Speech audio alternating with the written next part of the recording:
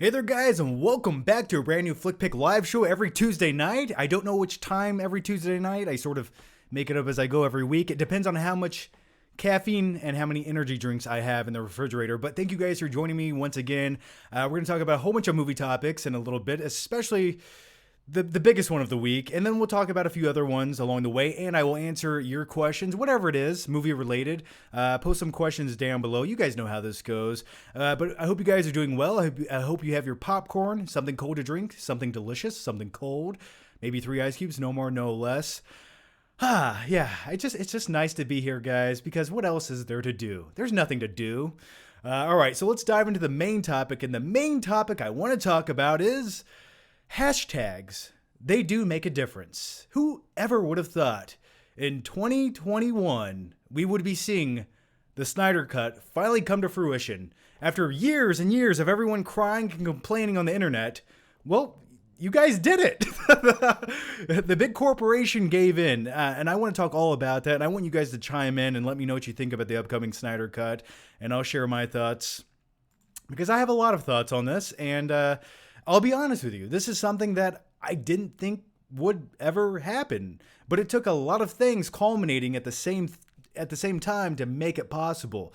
So yeah, like they did in Justice League, they're digging up Superman's old bones to put some life into him, and that's what they're doing with the Zack Snyder Cut. So what did this take? Well, this took AT&T buying HBO, creating a new streaming service where they had an outlet to put this movie because it was never going to be released without a streaming service. It was never going to be its own thing, released back into theaters. The other thing was, I feel like part of the worldwide epidemic helped play a part in this as well. But there's a lot of speculation that this was in the works for a long time. But I think it all stems and revolves around the fact that HBO Max, a new streaming service, actually coming out tomorrow.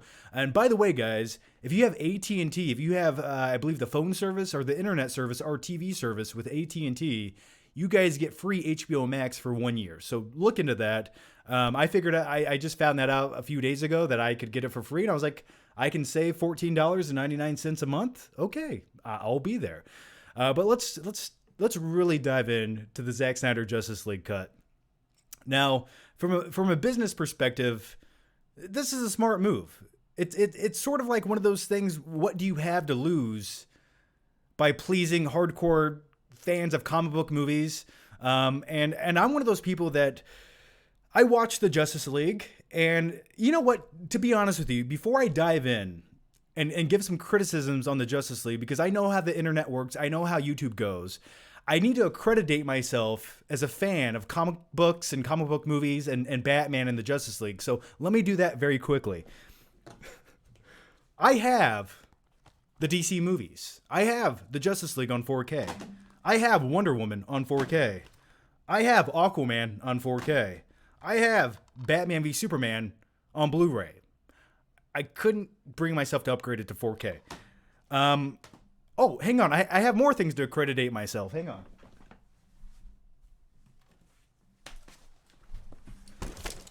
I have a 3-foot-tall Ben Affleck Batman. And sometimes late at night, I hold it, and I don't ask what I do to this. That's how the cape got ripped. And then, on top of that, hang on. Does someone who hates the Justice League buy this shit right here? That's an RC Batmobile from the Justice League. Yeah, it lights up, exhaust comes out of the back of it. It's pretty cool. So with all of that said, I feel like I'm allowed to have some criticisms because I'm a fan of it. And I feel like anytime you're a true fan of something, you can't have a blind love for it. You have to have criticisms. And I think it's fair to say the Justice League overall was a failure. It was a terrible, terrible, terrible movie. Looking back on it, it didn't feel like a real movie. It felt like a very rushed byproduct of a corporation trying to put out something to get some easy money, but there was no real inspiration or creativity behind it. And there was a lot of things that happened along the way. Zack Snyder had some real life tragedy, and that's uncontrollable. And then Joss Whedon came in to supposedly help save the day, rewrite some of the movie, and direct it and do a lot of reshoots. And those things are blatantly obvious when you watch Justice League. there are scenes that the lighting changes from one cut to another cut. There's a scene where Jason Momoa, Aquaman, is standing in what looks like a bathtub full of water with a green screen behind him. There's one scene where Batman gets thrown into a police car by Superman, and he's laying on the ground, and the grass that he's laying on from the overhead view looks like he's laying on AstroTurf somewhere, and the lighting is completely different when that scene comes, and I hate it. But with all that said, I want to see the Zack Snyder cut of Justice League. Do I think it'll be a masterpiece? Do I think it'll elevate the movie from maybe a C grade to an A plus? The cynic inside of me says probably not, but I'm hoping it's good. I mean, can it get any worse? That is the question. So with all that said, what's happening now is Warner Brothers is going to release the Snyder Cut in 2021 on HBO Max. Supposedly, it's a 3.5 hour long cut of the film, and they're going to need to use $20 to $30 million to actually complete the movie and finalize the CG and probably do some. I'm honestly curious if they're going to have to bring back any of the actors to do any pickup shots or maybe some audio dubbing. I would assume they would, or maybe they just edit it out. And here's the real business strategy, though. Here's why it makes so much sense. If you're a brand new streaming service and you're trying to compete with Netflix, Hulu, Amazon Prime, and the other 500 streaming services such as like Disney Plus. Well, if you look at films, original films from these streaming services, sometimes those original films cost 20, 30, 60. And if you talk about original films like The Irishman, $160 million to make. But if you already have something that has name recognition that you know people want to see, and you can complete it and bring people to your streaming service to subscribe for $20 or $30 million, that's genius. And that's the best business strategy HBO Max could have ever done. Now, I think the only detriment is if they would have planned ahead of time and released it right now with HBO Max premiering tomorrow, with everything going on, with theaters being shut down, I think it would have blown up even bigger. So by the time it comes out next year, hopefully theaters are reopened. But right now, I think if they could have somehow had this complete to release it right now, it would have been amazing. I think the hype for it would have been exponentially higher. But yeah, I want to see it. And there's a lot of rumors and speculation. We're gonna get a Darkseid cameo. We'll have a Martian the Manhunter cameo, Green Lantern cameo, and I'm just hoping that we get a story that makes sense. That's all I want. I just want a better Justice League movie, and if this is the best we can get, then I will take it. Also, there are some rumors and speculations floating around that the entire subplot of the parademons sensing fear and smelling fear was tacked on by Joss Whedon, and that will be completely removed from the movie. And I'm happy about that, which also begs the question, the entire opening scene in the Justice League where you have Batman on the rooftop interrogating a criminal, then he jumps onto a parademon and floats around Gotham City for 38 seconds. Well, now that scene will no longer be in the movie because that was only to set up the fact that you can sense and smell, or the parademons can sense and smell fear, which was just really stupid. But I'm really hoping the best thing with all of this, the best, even if the Snyder Cut isn't good, as long as they remove that shitty, atrocious abomination against humanity slapped on CG by some 8-year-old kid that looked like he made it in Paint, Microsoft Paint, of Superman's face. You know what I'm talking about. When it looks like Superman was stung by a bee on his cheek. Yes. Oh, I hope that's removed. And I think it will be because those were part of the reshoots by Joss Whedon. So yeah, I'm excited for this. I want to see it. I will watch it. I will review it. And I'll give you guys my blatant and honest opinion on it. And when it comes to Zack Snyder, he's not new to releasing an extended edition or cut after the fact. When you had the Batman v Superman Ultimate Edition, did it make the movie better? Yeah. Did it add some backstory? Yeah. Did it make more sense of why Batman and Superman actually wanted to fight in a movie called Batman v Superman? Yes, and I appreciated those things. But also, in the movie, they dedicated 28 minutes of a subplot to Lois Lane figuring out and tracking down a bullet.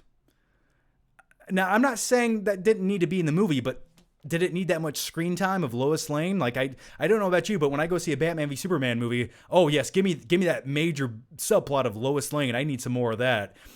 So yeah, do I think the upcoming Snyder Cut of Justice League is going to be perfection? Do I think it's going to be the Justice League movie I've always wanted to see since I was a stupid little kid? Probably not. But will it be better than that crap stain that we got? I think it will be. And is that good enough? Well, once again, I'll take what I can get. That or I'll take my little RC Batmobile car outside and drive it around and just cry. And then my neighbors call the police on me. And they say, John, why are you crying? And I say, because the Zack Snyder cut was no good. Okay, so anyway, guys, if you want to chime in, leave your thoughts, your opinions on the Snyder Cut, please do. I'm excited. I think it's just really cool. I think the most amazing thing to take away from all of this is the fact that being a hardcore, enthusiastic fan and having a Twitter account where you know how to use hashtags can make a difference. And I think we should all pat ourselves on the back and say, good job. So yeah, those are my quick thoughts on the Zack Snyder Justice League cut. I was getting 100 messages to talk about it, and I did, and I hope that was fulfilling to everyone. So yeah, look out for the movie on HBO Max in 2021. I can't wait. All right, and with all that said, let's dive into some of your super chats here. By the way, guys, the super chats do make the live streams possible to help me pay my internet and electricity bill. That way, I'm not shooting live streams behind the movie theater in a dumpster, in which case I don't know how I would be doing all of those things without the internet or a computer. But somehow, magically, I would be doing it. All right, the first one comes from Natalia Intractix.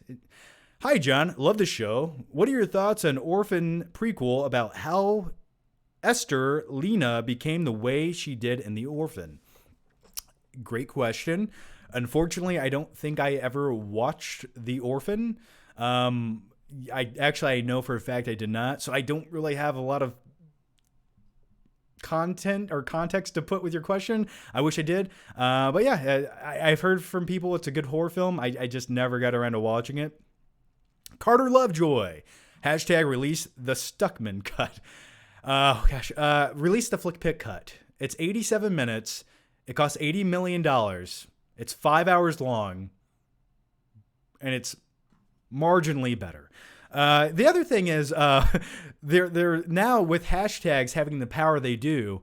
What do we want to do with hashtags? We cure world hunger? No. World peace? Nah. Release the extended cut of a comic book movie. Oh yeah, baby. I love it. I love everything happening right now in modern day society. It's scary and baffling. But right now there's a hashtag floating around. Hashtag release the air cut of David Ayer's Suicide Squad. Now that's another movie that was ripped apart, manipulated, and just they pooped out a underwhelming product that was not inspired. That was essentially a music video for 2 hours. Do I really want to see that cut? Do I think it'll be better? Maybe, but I don't care. I mean, essentially, I know there's a lot more of Jared Leto Joker in the film, like 40 plus minutes of extra footage that were left on the editing room floor, but I don't want to see more of his Joker. I just don't. Like, I'm fine. Leave that shit where it is. Let's move on. All right, the next one comes from George. Well, thank you, George, for the donation on there. Guy at the movies. Thanks for the super chat. How do you feel about Batman v Superman? Oh man, we're on a DC rampage right now. Listen, it's crazy. You cannot criticize DC movies, even if you sort of like them. It's like weird. People jump on you and hate you if you have any criticisms. I hate that. That's what I hate most. Listen, I think I was really looking forward to Batman v Superman. if you go back and watch my channel from 2014 through 2015, I would dare to say no one in the movie reviewing community on YouTube talked about Batman v Superman and hyped it up as much as I did. I was living for that movie. That was my reason for living for 2 years. I was so excited to see that movie. I was 100% behind it.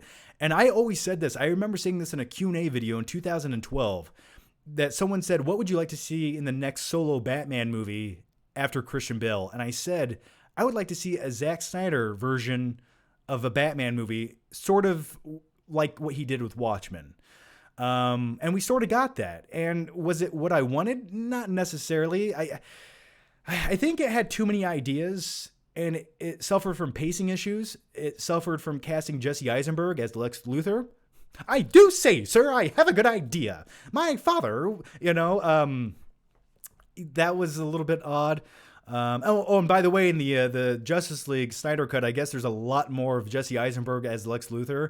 I'm just really hoping there's more Deathstroke. Give me some more of that. But yeah, back to Batman v Superman. I'll just say I have a movie review of it. Looking back on the movie, I would say I like it less than I did in that movie review. There's some great scenes, but overall, it's not a great movie. Like if you could have gave me the movie that it was during that Batman warehouse fight scene, if you could have just had that tone and that energy throughout the entire movie, it could have been amazing. But it's up and down and all over the place. And there's some great, I love like 20% of the movie. I really enjoy like 30% of the movie. And the other 50%, I'm just like, what happened here? So those are my thoughts on Batman v Superman. Maybe I should do I almost want to do a re-review of Batman v Superman. Maybe I'll do that a little bit closer to the re-release of Justice League. Lucas Bernaziewicz. I can't read. Other than Walter, who is the best Breaking Bad character? Are you kidding me? I want pancakes. Walter White's son, of course. Honestly, I would say it's actually Mike Ehrmantraut. I thought he was one of the best supporting characters in the Breaking Bad and Saul Goodman series. And also Saul Goodman, I would say, is my one of my favorite characters. But probably Mike is, I think, the most underrated character of the entire series. All right, the next one comes from Rick LP. Walker Texas Ranger reboot. Thoughts? You can't go wrong with Chuck Norris. You really can't. Yeah, I would. Yes. Sure. Why not? I was just thinking of the Haley Joel Osment. Is it Haley Joel Osment who had a small cameo as a kid on Walker Texas Ranger where he goes, Walker says I have AIDS. It's amazing. Oh, I want to go watch it right now. Duke's videos. Sean Connery in The Rock. Mic drop. Winners go home and fuck the prom queen. Yes, absolutely. That was a perfect role for Sean Connery. That was everything I wanted to see from old man Sean Connery. And one big outing as an action hero, and he still had it. So yeah, it was always baffling to me that Sean Connery wasn't in more movies in the 90s than he was. Maybe he was very selective. I'm not quite sure. But he did like 3 action movies in the 90s, and the other one was Entrapment with Catherine Zeta-Jones, which I think is it's a fun rainy night movie to watch if it's on Netflix. I love heist movies. Alec Sander, what up, John? Just wanted to thank you for all the content. I've been watching you for 7 years. Well, thank you, man. I appreciate that. And thank you guys all for watching me for 7 years. I don't know how you did it, but thank you. I appreciate it, man. I think the ultimate cut of Batman v Superman is better than the theatrical version. Yeah, I agree with you. I think it is better. Is it night and day? No, but it's definitely better. It's almost like when it comes to extended cuts, I feel like sometimes they have the extended sequences and they have more scenes and a longer runtime. And some of those added scenes are necessary. But I also feel like some of the theatrical scenes and subplots could also be tweaked and pushed and less of that would be better. Another thing I just read, there's some speculation about how they're going to release the Snyder Cut on HBO Max. Will it be a 3.5 hour long movie, or will they break it up into an episodic series, sort of like what they did with the Hateful Eight on Netflix?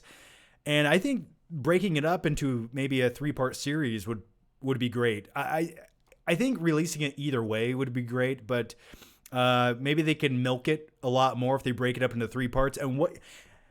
I guess that wouldn't be good if they did. I was actually thinking, what if they released 1 part every week? But I think that would piss a lot of people off.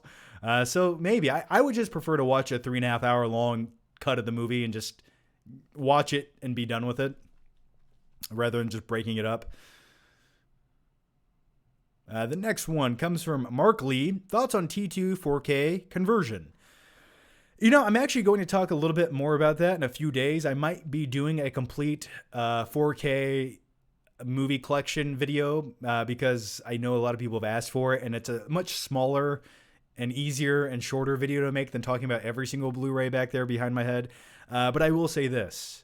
My best advice to you, don't ever buy the T2 4K cut. It's terrible. It looks nothing like the original movie. It's lifeless. James Cameron sort of pulled a George Lucas and manipulated one too many things. They sucked all the color out of the movie. Everyone looks like they're made out of wax. I don't recommend it. They try to clean it up a little too much. Trent M. Have you seen Color Out of Space? Thoughts? No, I've been meaning to watch it. I have not got a chance to get around to it. I do want to catch it. I'm a huge Nicolas Cage fan, and the weirder the better. I wasn't a huge fan of movies like Mandy. I thought it was like, it just felt a little bit pretentious. Like, I liked the second half of the movie. The first half was just being bizarre for the sake of being bizarre, but I do want to check it out. Rocky Balboa. Hey, y'all know. Have you seen Coming to America?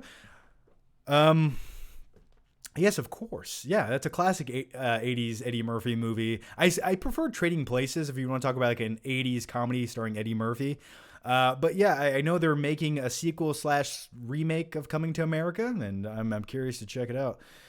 Grim Silo, have you seen The Lodge yet? If so, thoughts?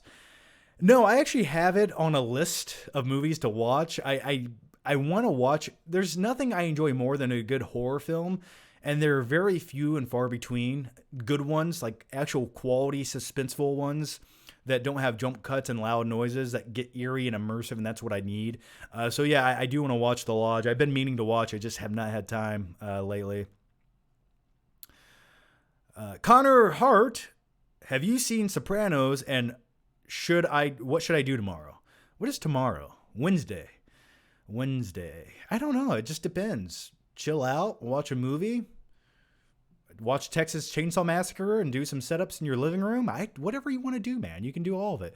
I have seen The Sopranos. I'm a huge fan of The Sopranos. I love everything about it, except for the last season. I thought the last season was just sort of a waste of a season, and having the actors there and making a show. I was like, this is what you're gonna do, huh? Okay. But yeah, I love The Sopranos. I love Paulie from The Sopranos. I'm looking forward to the prequel movie. Lucas Bernaskowitz. I wrote a paper on how Joker is like Psycho. Thoughts? How Joker is like Psycho. Yeah. There's definitely, yes, there's similarities. Absolutely. You should write a paper on how it's like Taxi Driver as well, because it's very reminiscent to that. And it's also sort of like the King of Comedy. It's essentially the King of Comedy meets Taxi Driver. So it's those two things blended together. Darken Souls 27. Would a Batman and Red Hood DCEU interest you?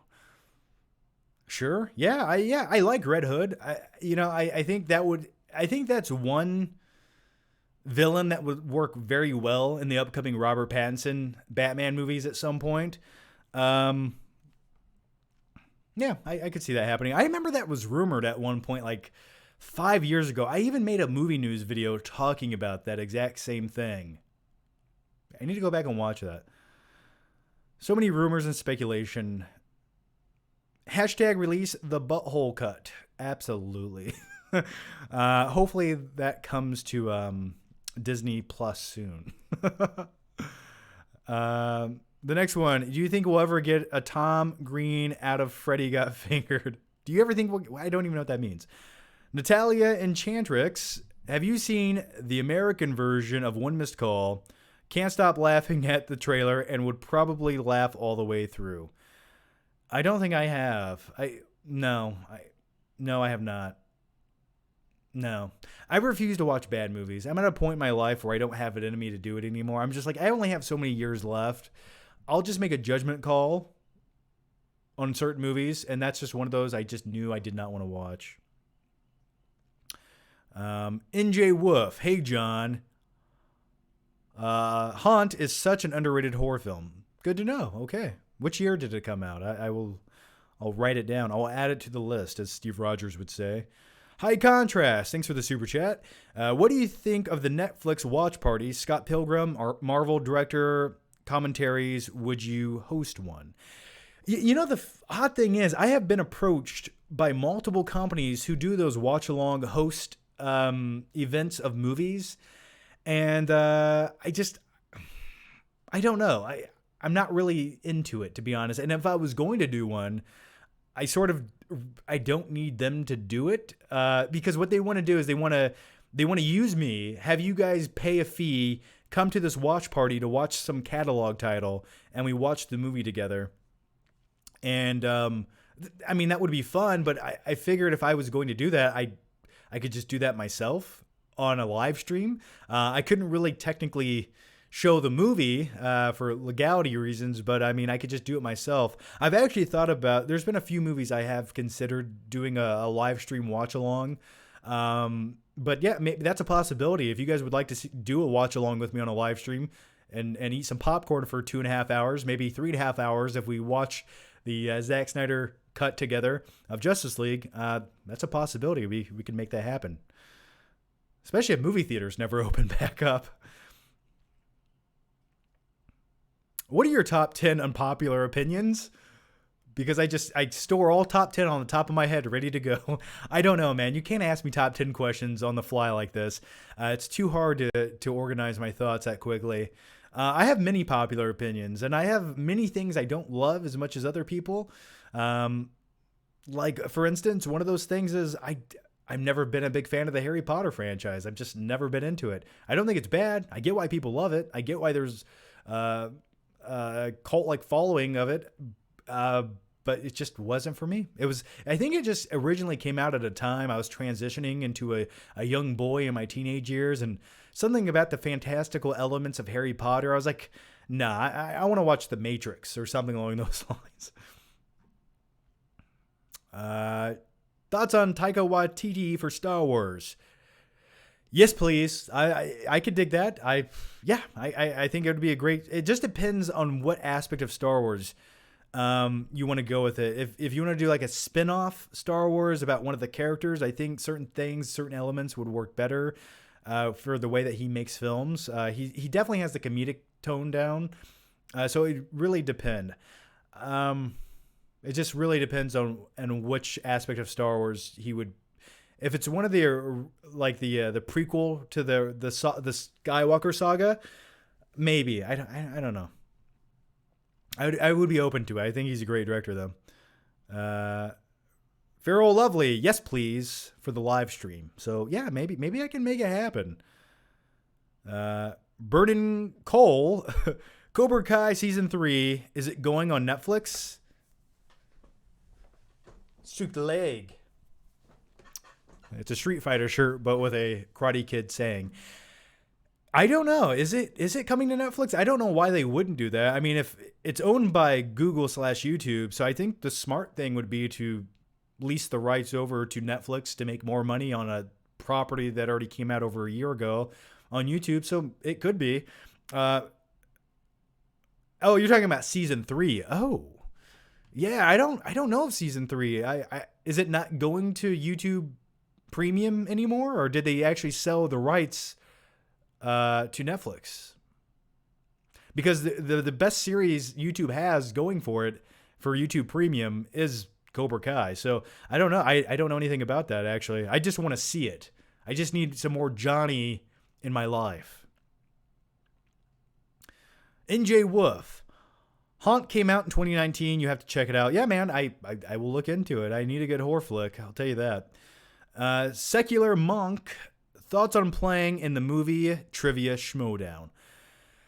Yeah, I'm pretty good at movie trivia, but there are some questions on there where I'd probably get my ass kicked. But I'm fairly good at a lot of random movie trivia, and especially years of movies and random factoids, especially with 80s movies. Yeah, I would be open to it. If they invite me, or next time I'm in LA, I would not be opposed to going on it. Or I guess right now I could just do a Skype session and join in. Favorite Robin? I don't know. Dick Ward from the 1960s.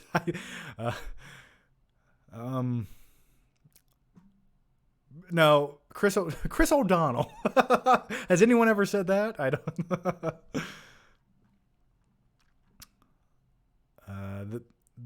The best part of the Hobbit series. When the movie was over, I didn't like those movies. Listen, when it comes to the Hobbit films, there were a few fun moments along the way, but I couldn't believe it was almost like they took a step down in the filmmaking process and the CG, which were amazing in the Lord of the Rings trilogy. And it felt like they either rushed it or they made it quicker or they wanted to make it look like a live action cartoon at times. I just really was not impressed with the Hobbit films. And essentially you took the shortest novel of everything, you stretched it out to 3 movies, when really it should have been 1 movie, maybe 2 movies, and that would be generous. But stretching it out into 3 movies where essentially nothing happens in half of the films, I don't know. I just was not a fan of that. And I think the test of time has spoken because no one really talks about those films anymore. Maybe they do, or at least people I know don't. Favorite Call of Duty game? Probably Modern Warfare 1 and 2. When was that? 2000? Was that 2008? 7? 2007? So I don't remember the year. Yeah, that was probably my favorite one. Was whatever one had the cutscene during the campaign mode of the terrorist walking through the airport, just doing brutal things to people. That was probably, I think that was the most enjoyable one, or at least where I was at in life. That was the most fun because all my friends were playing it at the same time, and it felt like something different. Have you rewatched Heat in 4K? It's a great transfer. I have not watched Heat in 4K. I love Michael Mann movies and I love Heat. Maybe I'll get around to doing it at some point. I do want to watch it. I know Michael Mann, on a side note, if you guys want a quick little factoid, I know he's currently trying to write and eventually make and direct a Heat prequel movie, which I need that movie. How would that work? I'm not quite sure. I don't think he could have the original actors in it because unless they all have very small cameos, because they've all aged 35 years, unless they do some weird de-aging effect, which I hope they don't do. So yeah, Heat prequel could possibly happen. If they just utilize a whole new crew and loosely tied into the 95 Heat movie, I would be happy with that. I love a good heist movie. All right, let's answer some Streamlabs questions. And by the way, guys, if you guys want to have your questions answered first here on the live stream, please use the Streamlabs link down below in the description. That way YouTube doesn't get their greedy hands on a cut of it, because Google, they have enough money. Help me, I'm poor.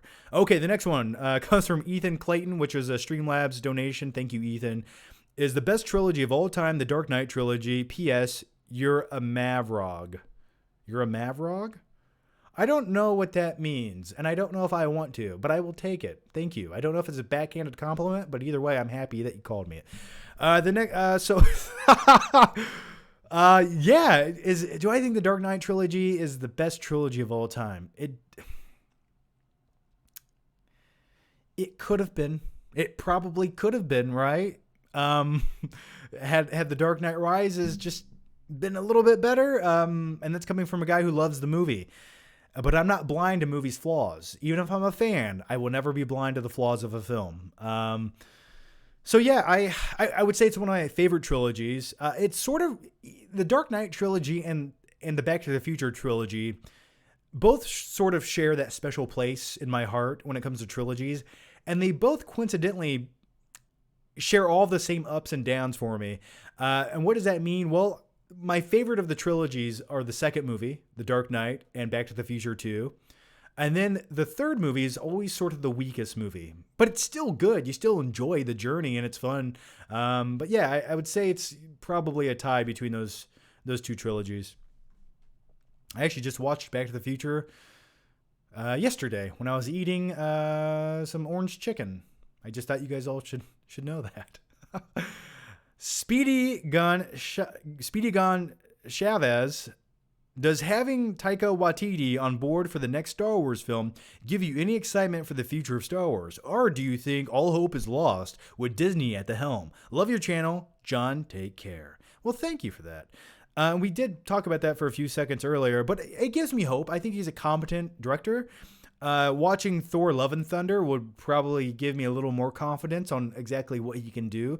I just hope that the next Star Wars movie, with what Taika Waititi does in some of his Marvel films, there's a lot of like slapstick humor that works perfectly for what they're doing. I hope that same level of humor is subdued in another Star Wars movie and they take it a little bit more serious. So yeah, listen, I think he's a great director. I would be happy if they said he's the director of the next Star Wars movie. I would have faith in it. And but thanks for the support, man.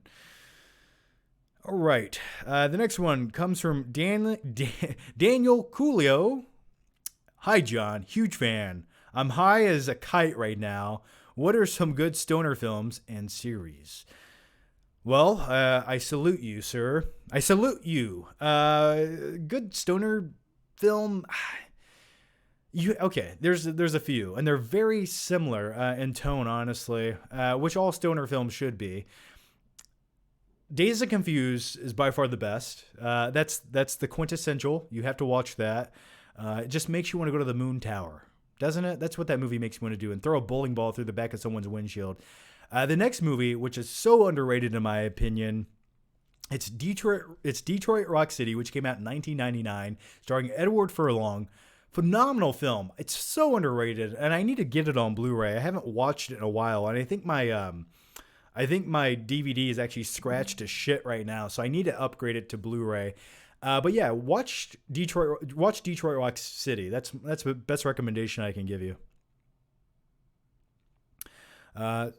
Secular Monk. You and Stuckman would be a great team in the Schmodown. I agree. We probably would. Are you getting the Columbia Classics collection in 4K? Psyched to see Lawrence of Arabia. My eyeball itches. Hang on. And before I answer that, let me take a drink of my delicious caffeinated beverage. Let's proceed. I think they did reach out to me to send me a review copy. I remember requesting it a while back, so hopefully I do. I would love to go back and watch Lawrence of Arabia on 4K. There's nothing better than watching classics from like the 1950s and 60s shot on a real film and then transferred to 4K just to blow your eyeballs out of your melon. So yeah, I'm digging that. I have not watched Lawrence of Arabia since I was probably a kid. And I think I'd probably appreciate it more now. And by the way, guys, if you guys are watching the live stream right now, you're in luck, and stay tuned because at some point during the live stream, I'm going to talk about The Invisible Man, which comes out on 4K Blu-ray. Does it come out today?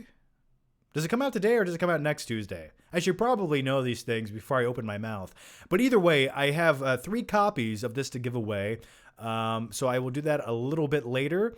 Or if you follow me on Twitter, you guys can also enter in for a chance to win. Or if you follow me on Instagram. So yeah, definitely follow me on Instagram at the Flickpick or on Twitter at the Flickpick to increase your chances of winning one of the copies. Or you can stay tuned for the end of the live stream for another chance to win. Because I like you guys. I don't want you guys to have free shit. Ethan Holgate, thanks for the Streamlabs donation. Hi, John. I just watched The Lost Boys for the first time 2 weeks ago. Absolutely loved it, especially the music in it. Before I waited so long to watch it. Also, you mentioned Michael Mann. Thief is a great movie of his, in my opinion. Yeah, Thief is one I've seen probably once in my life.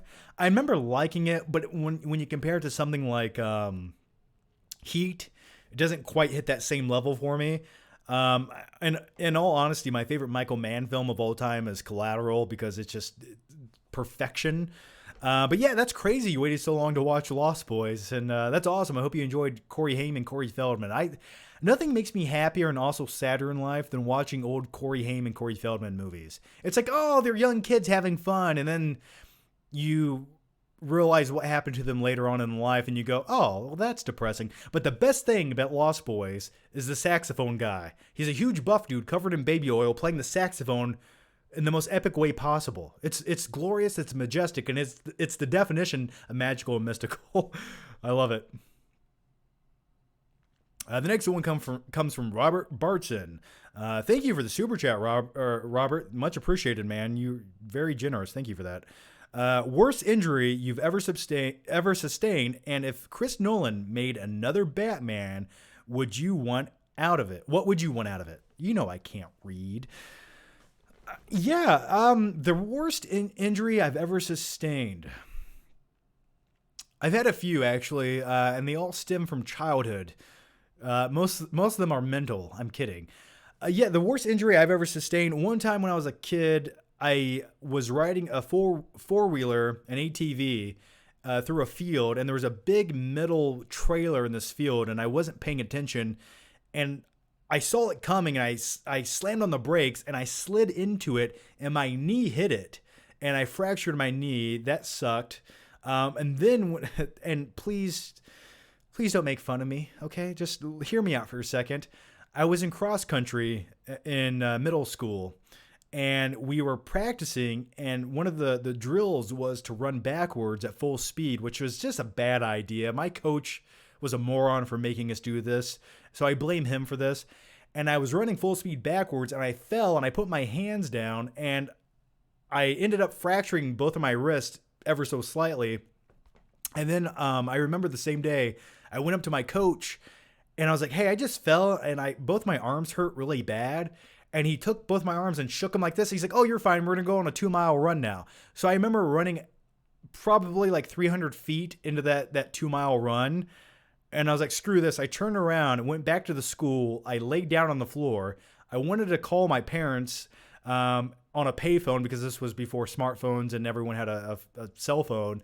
And I couldn't dial it because my hand hurt so bad. So, yeah, I ended up having 2 casts on both my arms for like 6 or 8 weeks in middle school, and I'll never forget that. It made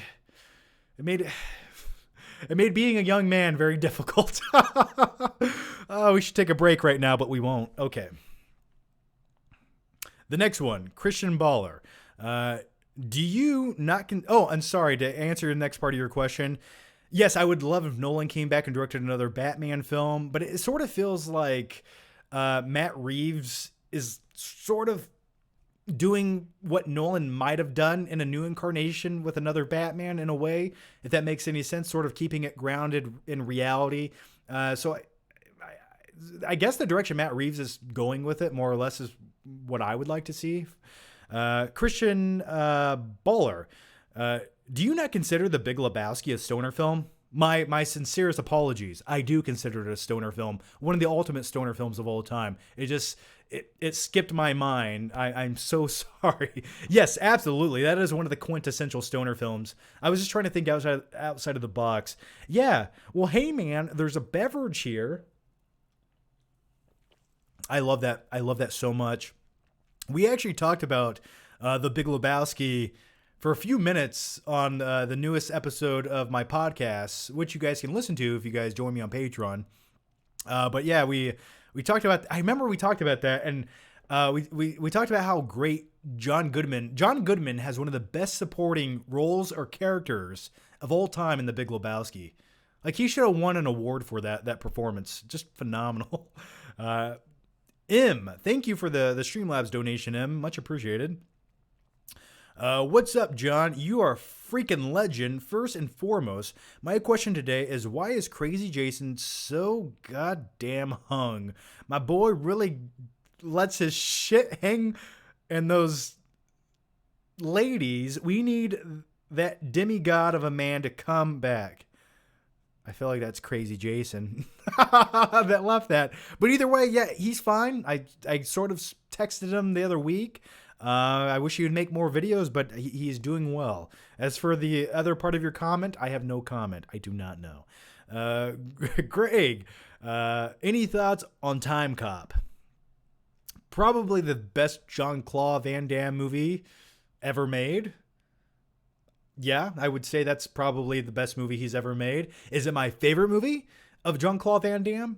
No, that would probably go to... I oddly enough really enjoy Lionheart. It sort of feels like it almost feels like a Street Fighter movie in a way. Like if they made a prequel movie called Street Fighter, sort of loosely based on the video game, and his character in that movie would have been one of the characters, that would have made more sense than the actual Street Fighter movie starring Jean-Claude Van Damme. Yeah. That just came to me. Rando Commando 41. Why aren't movies like The Sandlot and Heavyweights being made today? What is this, a deli meat? Hey guys, we're going on a 20-mile jog today. I hope you have your running shoes on.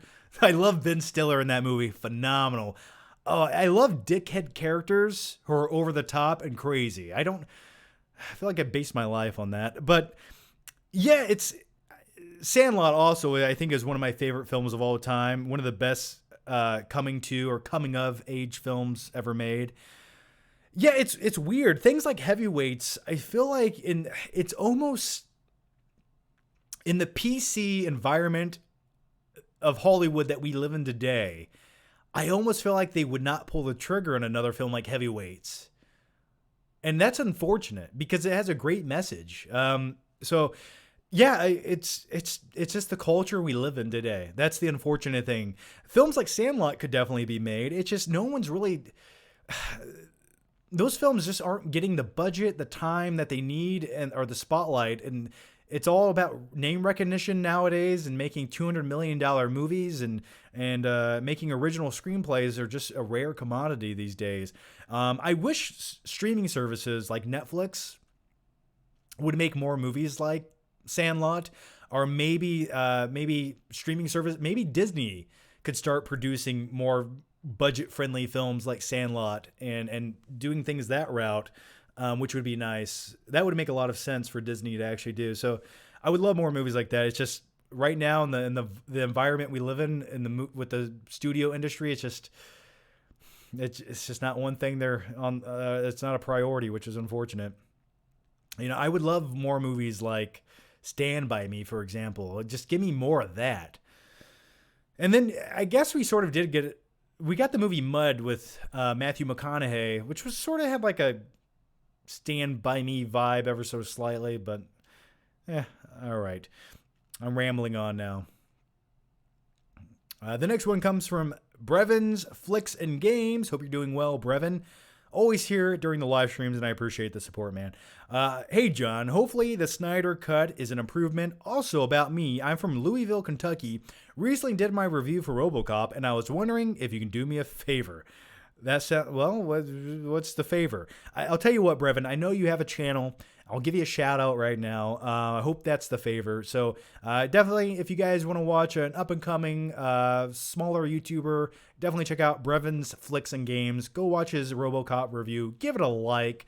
The name's Murphy. And it makes me want to eat baby food just thinking about it. All right. The next one comes from MacMan78. Hey, John. Haven't seen your live stream in a while. How are you? How's your life? Well, thanks, MacMan78. Yeah, it's every Tuesday, so guys, be on the lookout every Tuesday. Follow me on Facebook or Twitter. I post it. It's every Tuesday night. I'm doing it a little bit earlier today because According to my YouTube analytics, surprising to me, I thought most of my fan base were like Nightcrawler vampires like myself, but I guess I'm all alone. Most of you guys are actually watching YouTube between 2 o'clock and 6 o'clock at night and not like 9 o'clock. I'm watching YouTube at 3 o'clock in the morning. So that's what I'm doing with my life. But yeah, I'm doing the live stream a little bit earlier today, and it seems like more people are watching it right now, and I much appreciate it, guys. So we'll try it out. If it's effective, maybe I'll do it the same time next week or maybe a little bit earlier. But yeah, I'm doing well. And by the way, the last live stream I did, I swear YouTube hates me. I swear they hate me. I swear they like unsubscribe you guys from my channel and limit how many people actually get to see my videos in their sub box. But the last live stream I did, once I was done, typically when I'm done with a live stream, it shows up in your sub box as a new video. And that never happened. And if it did happen, it took like 5+ days for it to happen. And I don't know why. There was some kind of weird glitch going on, or just once again, YouTube secretly hates me. But what can you do? Dark and Soul 27. Favorite Scorsese film? Mine is Woes. The Wolf of Wall Street. Probably my favorite Scorsese film of the last decade. Yeah, I would say it's my favorite. I'd probably say it's my favorite film of his in the last 20 years, maybe. Yeah, Wolf of Wall Street, man. That's my kind of movie. If you gave me unlimited ability and gave me like a great screenwriter and I could pitch ideas off of that person, Wolf of Wall Street would be the kind of movie I would make. But yeah, phenomenal. It's probably one of my favorites as well of his. I would say also Casino is one of my favorites. I really enjoyed The Departed as well.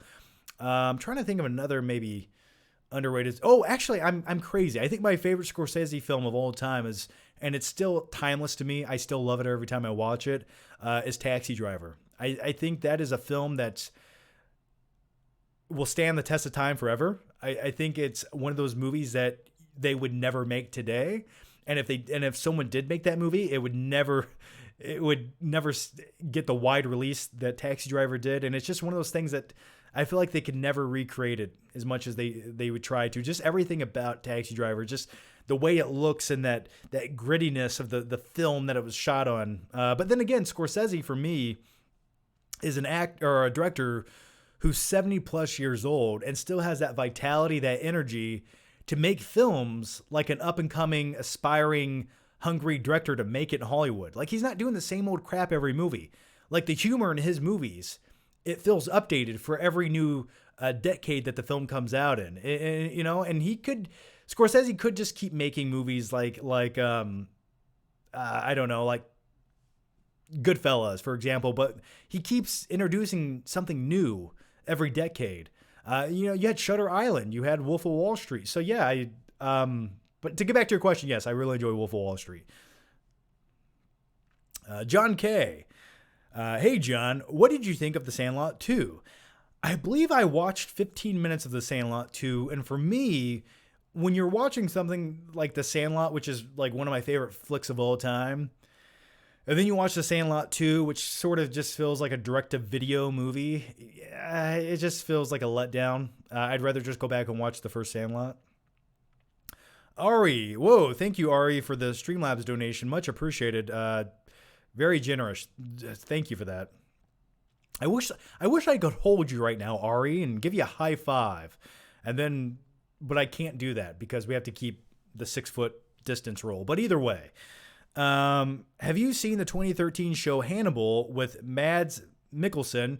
In my opinion, it's the best representation of the character. Mads Mikkelsen as Hannibal is way smarter and scarier than Hopkins' version. It's my personal favorite of all time. Yeah, everyone keeps telling me to watch Hannibal, the show. I remember the prequel movie Hannibal. Oh, so bad. So disappointed. And Hannibal Lecter is one of my favorite characters of all time. I think he's almost one of the most perfectly well-written characters. And I love villainous characters that have a wit and charm about them. I just like bad guys who have depth to them. And Hannibal Lecter is the personification of that. I never watched the series. I maybe one day I'll get around to it. I just never got around to watching it. But thank you so much. And maybe I'll give the first episode a watch. Maybe I'll give the first 2 episodes a watch. Whenever it comes to a new series, you have to watch at least 2 episodes, right? To be into it or not continue on. The Z review. Hey, John. First time here. Back to the Future is my favorite movie. When they remake it because Hollywood spoils everything, who would you cast as Marty McFly and Doc Brown? That's a great question. And I have a lot to say about that, actually. So let me take another drink of this. It's so good. So good. I highly recommend, if you guys ever buy Bang, buy the Cherry Blade Lemonade. It's refreshing. I love it. All right, so let's talk about a Back to the Future remake. Because Hollywood, it's just a matter of time until they start regurgitating the same stuff. And what they usually do is they take the original, they chop it up, they put it in a blender, they turn that thing on, and they give you this regurgitated, blended together, mushed down version of a movie that's like baby food for easy consumption. So that's probably what they would do if they made another Back to the Future movie. But with all that said, the original Back to the Future trilogy is one of my favorite of all time. I love every second of it. 1.21 gigawatts! My dream in life is to have a replica DeLorean. I would imagine how amazing that would make flip trip videos. I don't need it to go back in time. Just put a Mr. Fusion on the back of it, and I would drive that thing everywhere, including Walmart. But if it came to a remake of Back to the Future, not necessarily a remake, I think there is room, with everything I just said, I think there's room for a sequel there. Now, hear me out for a second. Hear me out. As long as a sequel pays respect to the original trilogy, doesn't undo the events of the original trilogy, and just adds a little something on, and it's well made, you get a great director, you get a great writer, you get a great cast, and you continue that fun story, I see no issue there, because I would love another film reminiscent to Back to the Future. I love that time period. I love what they can do. It's just it's one of the most enjoyable popcorn movie experiences you can have. When I think of a fun movie to watch with popcorn, Back to the Future is the first one that instantaneously shoots into my brain, and then I go 88 miles per hour. But I think there's a lot of room for creative decision making when it comes to a new Back to the Future movie. For example, think of all the different things, technological advancements we've had since the 1980s to 2020. Like when Marty went back in time from 1985 to 1955, it's like, oh, okay, it's a little bit different. There's not as many buildings. The Twin Pines Mall isn't around anymore. But now, imagine going from 2020 back in time. Imagine that culture shock. I think that would be far more interesting. Or imagine if you just went further into the future and they, at this point, made 87 sequels to Jaws. That would also be really awesome. And we're kind of living in Back to the Future 2 right now, the more I think about Biff Tannen owning a casino and controlling everything. But now I'm going off on a tangent. Let's go back. So if I had to cast a new Back to the Future movie, here's what I would do. Here's the story, the direction I would go with. I think Tom Holland would be a great new main character in the film. He would replace Michael J. Fox, essentially. But make Tom Holland the son of Marty McFly. Somehow work that into the script. Or make him maybe the grandson of Marty McFly.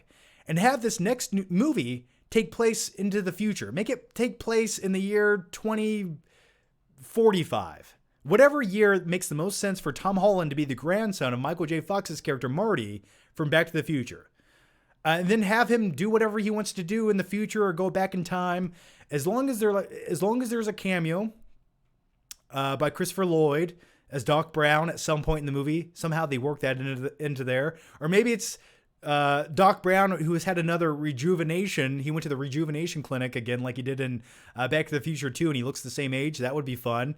Or maybe, or this could work. I'm just crapping out ideas from my mouth to your guys' ears. But maybe this future Tom Holland, who's the grandson of Michael J. Fox's Marty's character, he goes back in time. He picks up Doc Brown from the 1980s because he needs his expertise, and then they go off on an adventure together.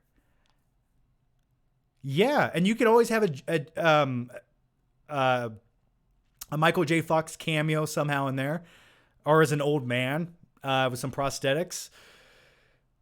Yeah, there you go, Hollywood. Take my idea. Now you owe me $4.8 million for it in royalties. But those are my quick ideas. I just want to go back on another time traveling adventure. And as long as they don't undo what those original movies did, they don't try to manipulate those movies or undo anything that they did, I would be down for a sequel to Back to the Future. And let me know if you guys would too. Let me know down below. Okay, I feel like I answered that for a very long time. All right, let's continue on here. I don't even know where I'm at anymore. I think my brain just melted out of my ear. Oh, here we are. Okay. All right, the next one comes from Matt Jensen. Hey, John, 2 questions. What is your opinion on creatine, and is it worth taking? And also, what is a pre-workout you recommend taking? Well, thank you, Matt Jensen, and you're too generous with the super chats, man. Thank you so much, and I do appreciate that. By the way, guys, I do appreciate you guys watching and all the support, and even if you're not donating a super chat or Streamlabs, just watching my stupid face for the few hours I make these live streams, it's awesome and very beneficial, and I can't thank you enough. And what I want to actually do at some point is start doing more giveaways during these live streams. I can't give everyone something, but if I can give just a handful of people something, that's the least I can do. I just like giving away free shit. So yeah, maybe in the future I'll give away some like more movies. But once again, look out for this a little bit later. All right, so to answer your question, Matt, my thoughts on creatine if you're working out. We're kind of getting off topic. Typically, I like to talk more about movies. For me, creatine, what it does and what it's scientifically supposed to do is gives your muscles just ever slightly a little bit more energy to do that one last rep. And essentially, if you can do one more rep in the gym, you push your muscles past atrophy, and you can get bigger muscles and progress in the gym. But essentially what creatine does is it hydrates your muscles. It makes your body retain more water. And if that's what you want to do, if you're trying to go for strength training, then sure, go for it. It's not going to hurt or hinder you in any way. For me, when I took creatine, I wasn't a fan of it. I didn't care about how much I could actually lift. I just wanted to look really strong. and along the way I did get stronger, but I just wanted to look like Bane. That's what I was going for. So for me, when I took creatine, I noticed it kind of made me look bloated, which if you're trying to look aesthetically pleasing and lean and cut, I wouldn't recommend doing it. But if you do it, try it for maybe 3 months and then stop taking it. As far as pre-workout goes, I always took Mr. Hyde. It always had the highest caffeine level, and that's what I was looking for. There's some better alternatives when it comes to pre-workouts, but Mr. Hyde was what I always took and what did it for me. So I hope I answered your question, man, and good luck with the gains. Jack I know, Jack, you're always here, and I always mispronounce your last name. Malloy. That sounds right. Hi, John. Greetings from England. Have you ever seen Sideways before? Yes, I have seen Sideways, and for some odd reason, Sideways is always, when you go to a pawn shop or a used movie store, they always have more copies of Sideways than any other movie in existence. And just to make sure I'm thinking of the right movie, I want to make sure it's a green cover, right? Sideways DVD. Yes, it is. Okay. Yeah, every movie store I've ever been to that sells used Blu-rays or DVDs has 8,000 copies of Sideways. I guess there's just not a lot of rewatchability when it comes to that movie. I feel like I did watch part of it on cable or something a long time ago. I don't recall a lot about the movie. Did you like it? Do you like Sideways? Is it great? I never really hear anyone talking about it too often.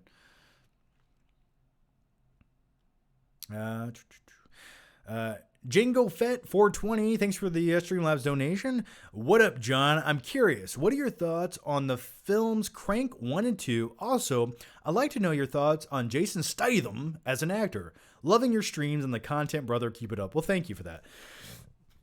I like Jason Statham. He's the best modern day Jean-Claude Van Damme that we have. My name's Jason Statham. Uh, as for the Crank movies, I like the first Crank movie. It was what it should have been. It was fun. It was over the top. It was energetic, and there was like a lovemaking scene right on the sidewalk. I love it. I actually remember watching in theaters. And then you have Crank 2. And the best thing about that film was I liked the guerrilla style filmmaking by the directors. I love how they were shooting some of the action scenes on rollerblades. That's great stuff. I commend them for making movies like that. Also, the same guys who directed Ghost Rider, Spirit, Vengeance, whatever that piece of shit was called. But yeah, I wasn't a big fan of Crank 2. I don't remember a lot about it except watching the most crazy, bombastic movie that made me feel like I was tripping on acid ever made. I just didn't like it that much, but I enjoyed the first Crank movie quite a bit. I haven't watched that in so long. Azim the Dream Reviews. Hey Azim, how's it going? Always here for the live streams. Top 5 Nolan movies. Top 5s. You guys are crazy. It's hard to conclusively make a top 5 off the top of your head. But if I have to, I will. Top 5 for me would probably be The Dark Knight. I'd probably go with The Prestige after that. The third one I would probably... I'm sorry. Let's start over. Dark Knight. Batman Begins. Take or give The Dark Knight Rises. The Prestige. And if I had to pick another one, I might throw Inception on the bottom of that list. Maybe. I'd probably go with that. But I'm hoping to add Tenet to the list. I'm really looking forward to Tenet. And I might make a video all about Tenet because I have some weird theories and speculation that I feel like I need to share with you guys. And if I'm completely wrong in those theories, I don't care. I need to present them. So yeah, maybe I'll make that as a video. Robert Bartson, thanks for the super chat, Robert. Thoughts on what could happen in Cloverfield 2 should they ever get to it? And as far as my worst injury goes, I crunched my back pretty good on a leg press. Remember, John, ass in the seat. Oh yeah, you got to keep your ass in the seat, man. It's not all about the weight. It's about how you push it. What could happen in Cloverfield 2? Anything they want to happen in Cloverfield 2, they could just make it up as they go. They could have Cloverfield 2 could be, I don't know, 5 people playing Monopoly for an hour in a house somewhere, and then aliens come. It can be anything in the Cloverfield movies. I wasn't a huge fan of the first Cloverfield movie. I know, please don't hate me, but I just never been a big fan of POV movies. For me, I like a real cinematic film, and there were some great shots in Cloverfield. It definitely had that scale to it whenever you were on the streets and you saw the giant creature. It definitely made you feel like a little speck. But I didn't feel like the movie had a lot of rewatchability. So when it comes to Cloverfield 2, I don't know. It's just a good movie, a good thriller that's something different. Like 10 Cloverfield Lane. Loved the movie. And then it felt like the last 3 minutes were just tacked on. So I would prefer something in the vein of what 10 Cloverfield Lane did. I would like something more along those lines. Brevins Flicks and Games. I appreciate the shout out, John. Thank you. But I was going to ask if it is possible. Can you tell Chris that I said I hope he's doing well and thank him for inspiring me? You're the man. Well, yeah, man. Send him a tweet. He'll see it. But thank you so much, man, and keep up the good work on your channel. And good luck and Godspeed. Obed Arzaga, how long do you think until the Fast and Furious and Christine make a matchup, or Toretto joins the Avengers? Yeah, so at some point, I'm sure in Fast and Furious. Well, actually, I think you should have used this movie reference if you're going for a Stephen King movie. How long until Fast and Furious turns into Maximum Overdrive? That's the real question. When will these cars come to life and start killing everyone and Emilio Estevez makes an appearance? I don't know. That's what I want to see. Oh yes. Essentially, the Fast and Furious movies have become the Avengers. They're the Avengers of street racing. That's what they are. They're superheroes. They can't die. They survive explosions. They fly around on the screen. They have super strength and invincibility. The Fast and Furious movies are the Avengers, but with more cars. Yeah. Mr. Drowned. Good day, John. Hope all is well. Are you a corn nuts kind of guy? And if so, what are your favorite flavors? Keep on keeping on. Weird thing about corn nuts, and surprisingly and oddly enough, I have a lot to say about corn nuts, so hear me out for the next 1 minute. I like corn nuts, but the weird thing about corn nuts, I can only eat them when I'm on a road trip. No one ever bought corn nuts to take home and eat. You only buy corn nuts from the gas station when you're driving somewhere at a long distance, and you can only eat them in the car. And when you eat them in the car, you always lose some of the corn nuts, and you find them under your seat or on the floor 6 months later when you go to clean out your car. And for some odd reason, they're just... I feel like they never go bad. I feel like if you bought corn nuts in 1995, you could eat them today and they would taste the same. But with all that said, I enjoy the ranch flavored corn nuts. But then again, when you really think about corn nuts, they're sort of disgusting. And whenever you eat corn nuts, you need to like really have a beverage ready to go because you will choke to death on corn nuts if you don't have anything to drink. I hope that was a fulfilling answer to your question. Were you expecting that? Let's go to the next one. All right, the next one. That made me tired. The Red Samurai. Are you going to be on Andy Signore's YouTube channel? If so, when? Yeah, Andy contacts me often to join it. At one point, I did say yes, but the timing did not work out. I'm not opposed to it. I'm at a point in my life where I don't want to go, and I made this very clear, that I don't want to go on a live show or a live stream to debate some topic, to go back and forth, to just... I don't have the energy to do it. I'd rather just casually talk about movies or just have a good laid back discussion about films. Personally, I have no issues with Andy or his show. And do I agree with every opinion that he has? No, I don't. But yeah, I don't know. Maybe in the future, I'm not opposed to it. The door is always open. And listen, I'm the kind of guy who, as long as you treat me, with respect and you're putting out a quality video or content, I don't mind coming on talking about movies. So yeah, it's a possibility. Sure. Ethan Holgate. The scene in Bad Lieutenant where Nick Cage is high on crack is the funniest thing ever to me.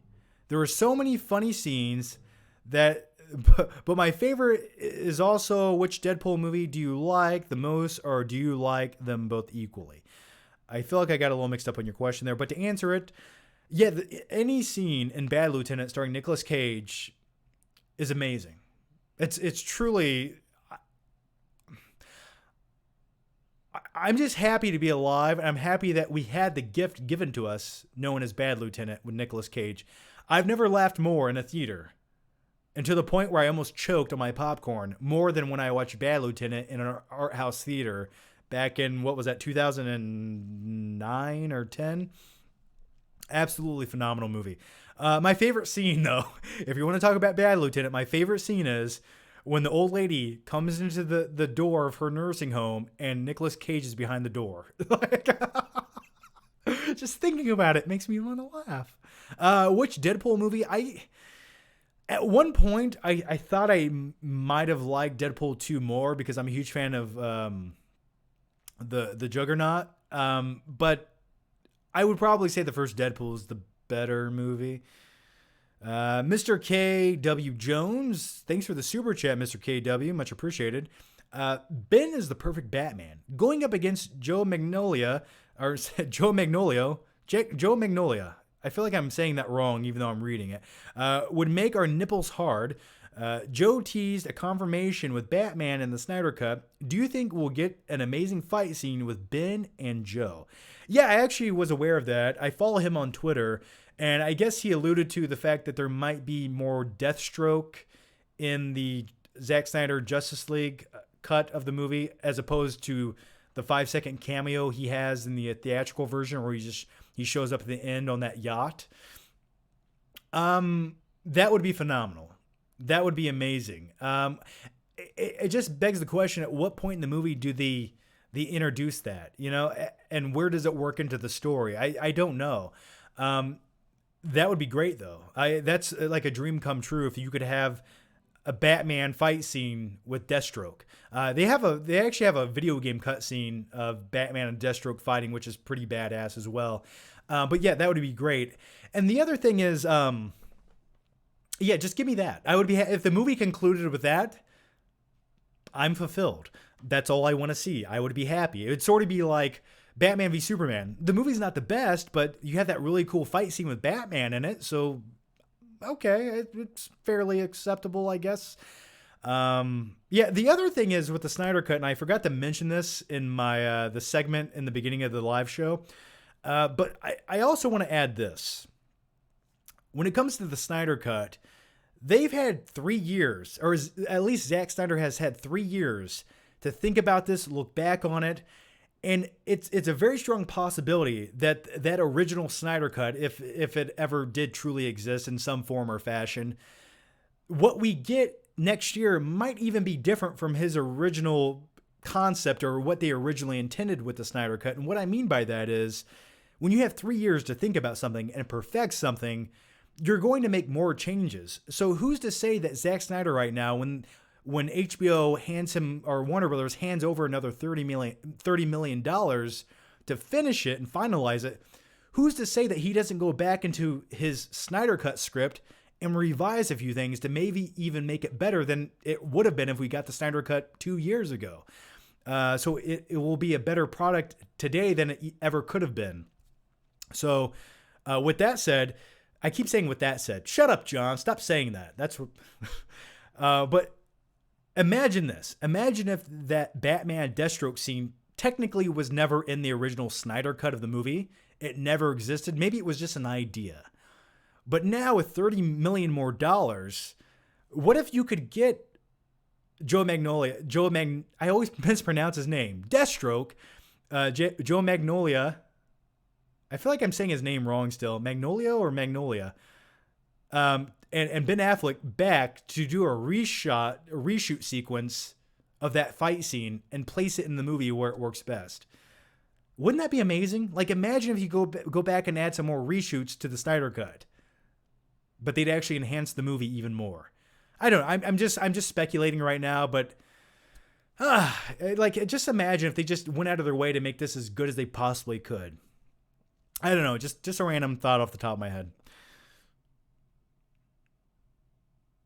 All right, the next one, The Red Samurai. Instead of the Snyder Cut, we should be getting George Miller's Justice League film from '07. That was canceled and was badass and came from a great storyteller. Armie Hammer was Batman. Yeah.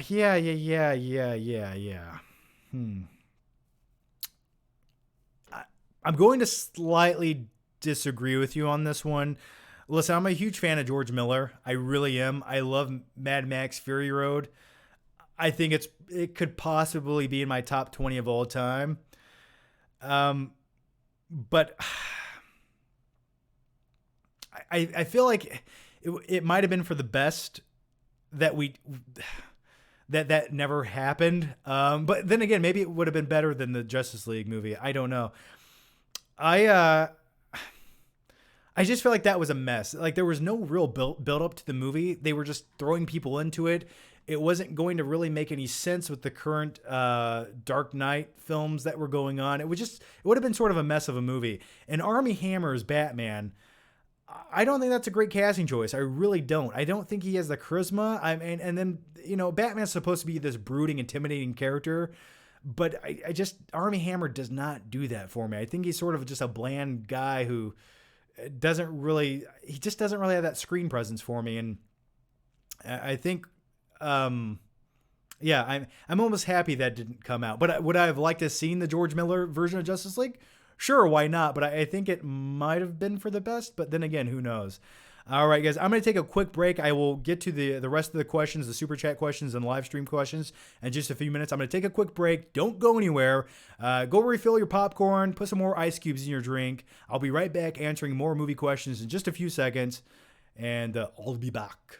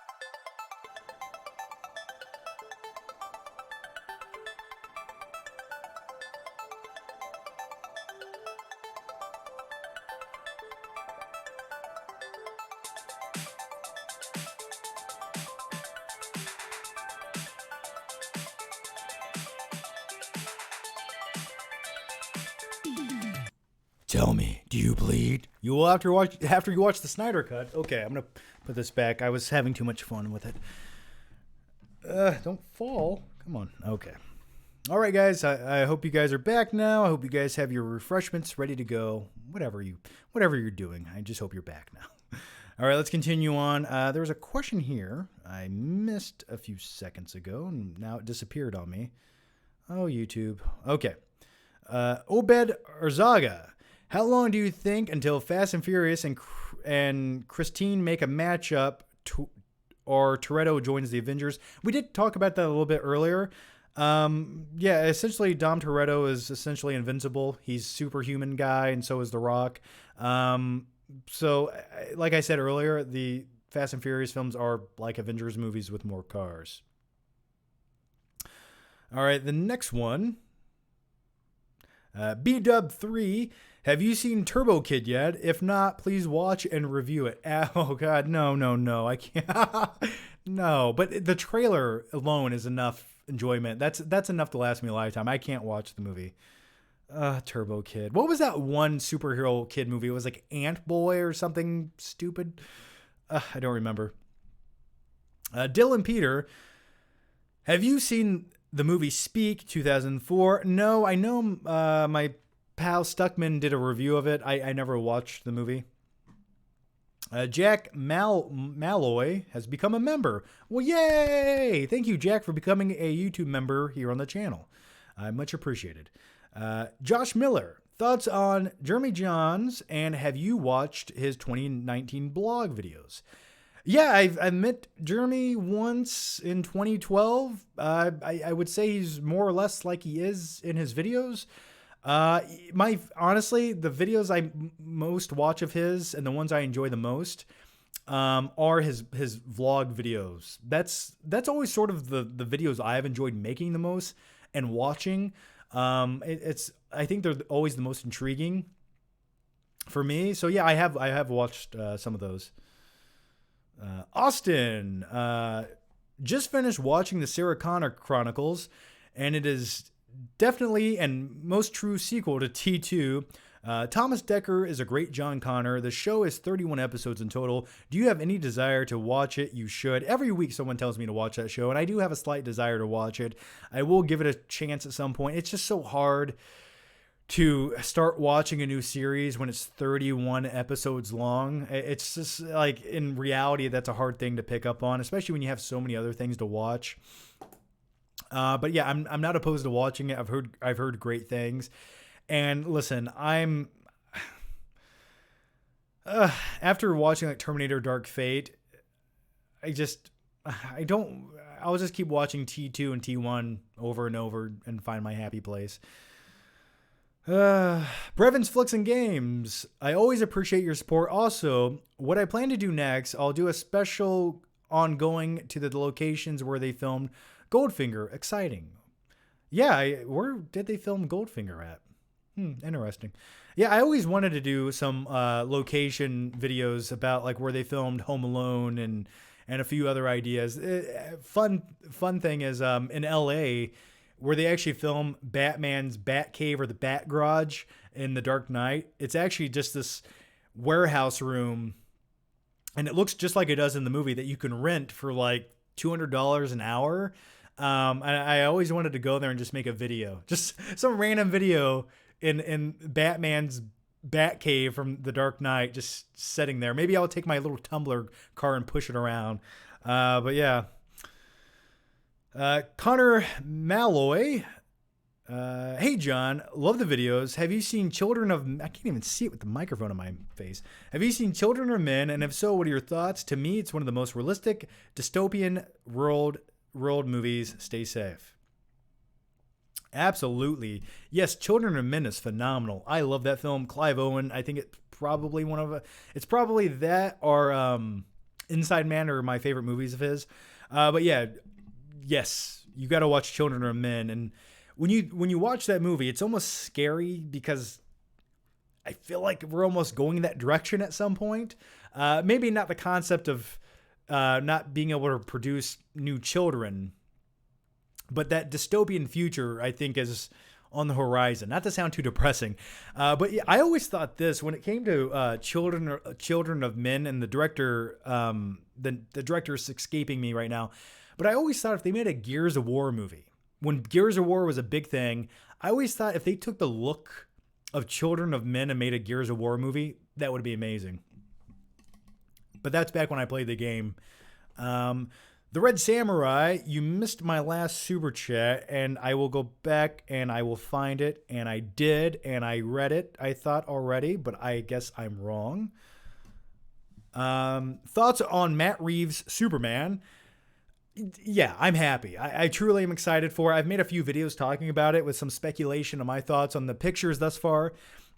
It's the direction and the version of I'm sorry, did I say Superman or did I just say Batman? It's the direction that I wanted to see Batman go. And it's really what they need to do with this incarnation of Batman, especially maybe he's in year 1 or year 2 of being a vigilante. And it's not over the top. It's not overly fantastical. It feels grounded. I like that it's supposedly going to be a film noir version of Batman, which was something I've always wanted to see. And I think after you make movies like the Dark Knight trilogy and you have movies like Batman v Superman, where it's a little bit bombastic and it's the heightened version of Batman, going back to simple is always better if you're going to restart or reboot something. And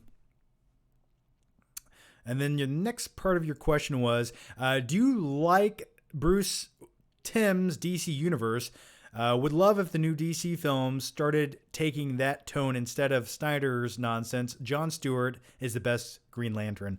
Yeah, I never followed Jon Stewart's version of Green Lantern as much. But yeah, I like, listen, when it comes to animated DC films, the Dark Knight Returns, I love that tone. I love that look. I was hoping that Batman v Superman would have borrowed even more from that movie. But I get what you're saying. All right, guys, let's dive into some more questions here. I don't even know where I'm at right now. I'm so lost in the chat. Okay, here we are. It's okay, guys. It's okay. MTM, do you have any hope for John Wick 4 after John Wick 3 storyline? Here's an unpopular opinion. Does this go back to someone's question earlier? I think it might. People like John Wick 3, and I get it. Like, I get it. It's fun to see Keanu Reeves doing these cool gunfight, hand-to-hand combat skills. The knife fight in the first act of the movie of John Wick 3 was great. And if you guys want my in-depth thoughts on John Wick 3, I have a review for the movie. I did not love it. I much prefer the simplicity of John Wick, the first movie. I thought by the third movie, there's that whole subplot storyline. It gets a little bit too convoluted for its own good. And I get that they're trying to make a story for John Wick for him to do something in these movies, because after you revenge the death of your dog, you have to figure out something else to do with your hero. But the whole storyline plot sequence where John Wick went to the desert to meet Halle Berry for 5 minutes, I was just like, why are we here? Why was this necessary? So listen, watching Keanu Reeves shoot guns and be a badass, yes. Do I want to see it? Absolutely. I just thought after a while in John Wick 3, when you have like 10-minute segments of John Wick fighting another guy and they both have guns in their hand and they're going like this for 5 minutes, it's like, I just hit my elbow on that. But it's great choreography, but it sort of gets a little bit redundant after watching it for 45 minutes in a movie. Here was my hope with John Wick 3. And let me know if you feel the same way. The way that the second movie ended off, the way that the third movie starts, I was hoping that we would almost get an Escape from New York meets John Wick movie. I thought that's what they were going for. I thought it was going to be John Wick stuck trying to escape all these close call situations because everyone was after him. And I thought he was going to go from location to location, kind of have like a grounded, simple movie. And I thought that would have made for a better movie. And then it just got really crazy. Like, he's collecting these coins. They have this villainous character chick who has a shaved head like Demi Moore from G.I. Jane popping up. And I was just like, what? You don't need any of this. Nobody wants any of this. They just want to see Keanu Reeves with a gun. So maybe I'm the only one. I don't know. I agree. John Wick 1 is superior. Yeah. Thank you. Well, thank you for accrediting my opinion. But yeah, I agreed as well. 90s versus today. Which do you prefer? Also, thanks for answering my Heat question. Well, no problem, man. The 90s versus today? Where do we start with that? That's a deep dive question that I could almost make a 5-hour live stream about. The 90s versus today is it's like a culture shock of differences. I will say this, and I don't want to sound like an old man. Please don't call me a boomer or something along those lines, because I'm not. I'm one of you. I'm technically a millennial, even if I don't want to admit it. Yeah, when it comes to the 90s versus today, or if you're talking about movies, you could make any movie you wanted in the 90s. You could get away with whatever message, whatever graphic, violent thing you wanted to put in your movie, you could do, and you wouldn't see people complaining about it on Twitter the next day. I guess what I'm saying is movies in the 90s didn't have to appease everyone all the time. But if you're talking about like culture in general, I grew up in the 90s. I'm a 90s kid. But I will say this. I'm so happy I grew up in the 90s. It was a time when you didn't have everything at your fingertips or at your disposal. It was one of those things where you sort of, everything was new and adventurous. You didn't know everything about everything, and especially when it relates to movies, because that's what we're talking about here is movies. You always had like this fascination. You always had this what's the word I'm looking for? You got to use your imagination a little bit more, right? I remember like seeing a brand new movie trailer. You didn't get to watch it on Twitter or YouTube. You saw it at some new movie in the theater and you watched it one time, and then it either resonated with you or you didn't, and you had to speculate about the movie when it was coming out. What was it going to be about? And you didn't have internet forums and spoilers, and it was just, I don't know, it was a really fun time to be alive. And and I miss watching Doug and Hey Arnold. That's so yeah. I think I answered your question. If I didn't, I tried. All right, the next one comes from Brevins Flicks and Games. Going to the Dark Knight Batcave, pretty interesting. What are your top 2 guilty pleasure movies? Mine are Sleepwalkers and The Room. See you next week. Peace. Well, peace, man. Thanks for joining me. Yeah, I would probably, if I had to pick guilty pleasure movies, I always go back to the same couple over and over again. But if I had to pick a couple, I would probably say Waterworld is definitely one of my most enjoyable guilty pleasure movies that I will stand up for until the day I die. I love that movie. Kevin Costner drinks his own urine. It's essentially Road Warrior, but on water.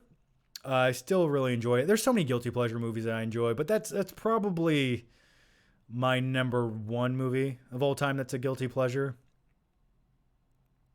Yeah. I also enjoy The Room, but The Room to me is like, it's a watchable joke, but it's not like a real movie to me. It's fun to watch, but I don't consider it like a real movie. All right. Azim the Dream Reviews. John, I acknowledge filmmakers have the hardest job, but sometimes I feel like movie reviews, Inc., myself, come off as know-it-alls. How do you get over that? I've never tried to be one of those guys who's a know-it-all. I like to just say this is the opinion of some dude in a room with a video camera talking about a movie. But to go on, but with that said, I always say with that said, I need to stop saying that. I don't like the term critic. It just feels a little pretentious to me. I mean, technically, I guess I am a critic on YouTube. For me, I've been a movie enthusiast that gets to talk about movies on YouTube, and I'm fortunate enough that some people watch those videos. So I think it's how someone comes across. If you come across like you're the authority on a subject, you're the end all be all, you have the inside scoop on everything. And there are some people on YouTube that talk about movies that kind of do that. I think you set yourself up to be like that, a little bit pretentious, maybe slightly narcissistic.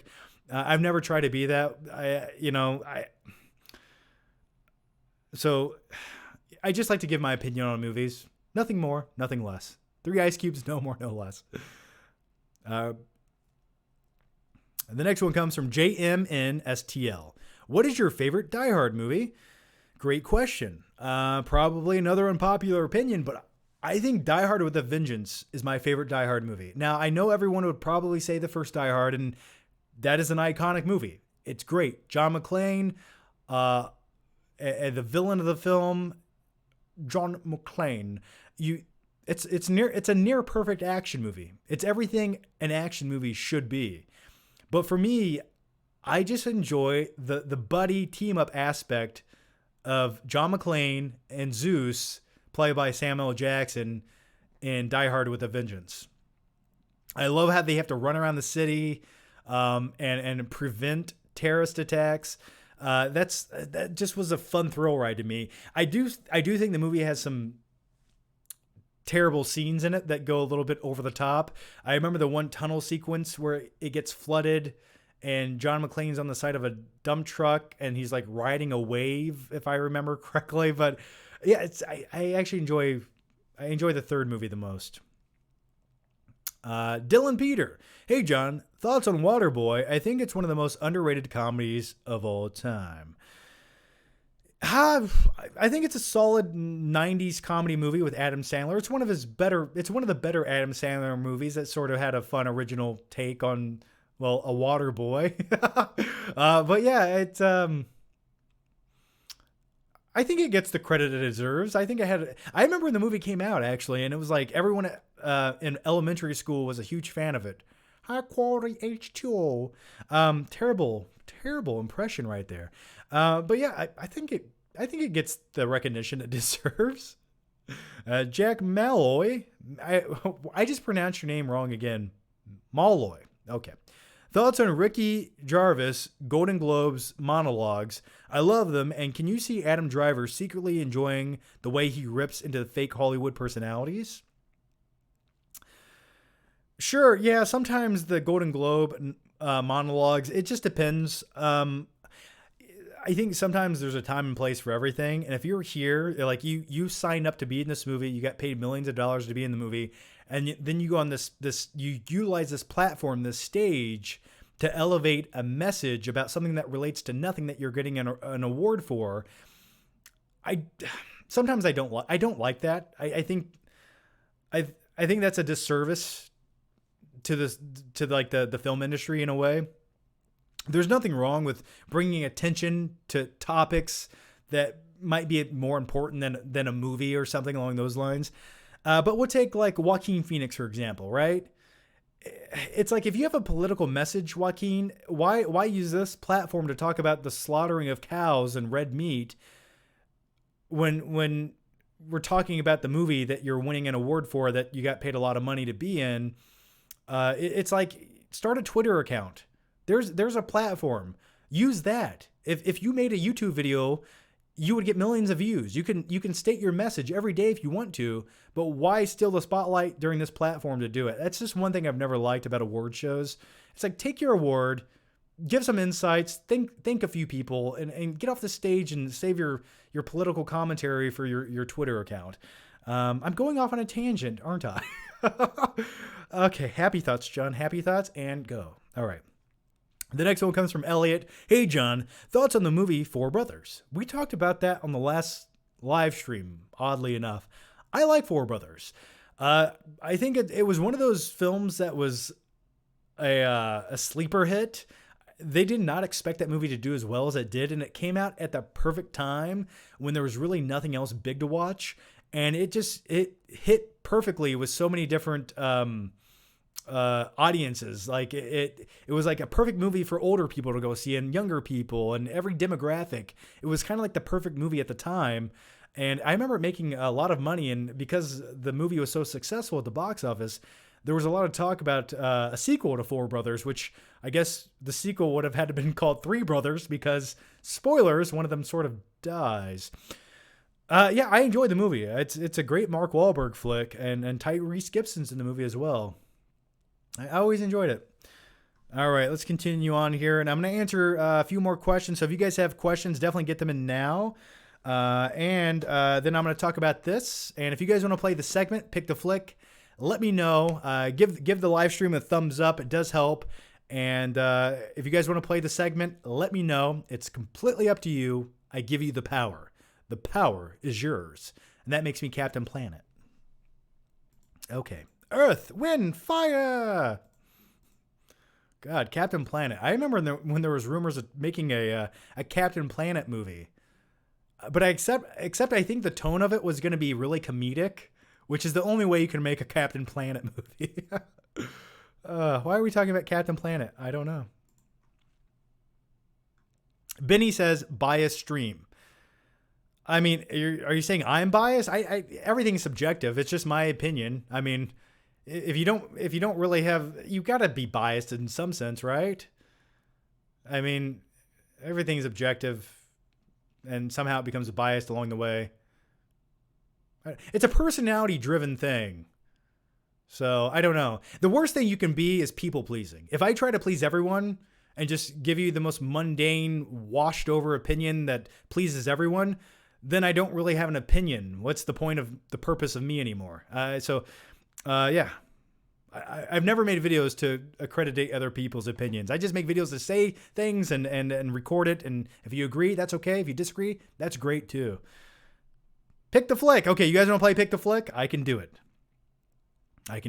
Okay, I'll play Pick the Flick in just 1 second.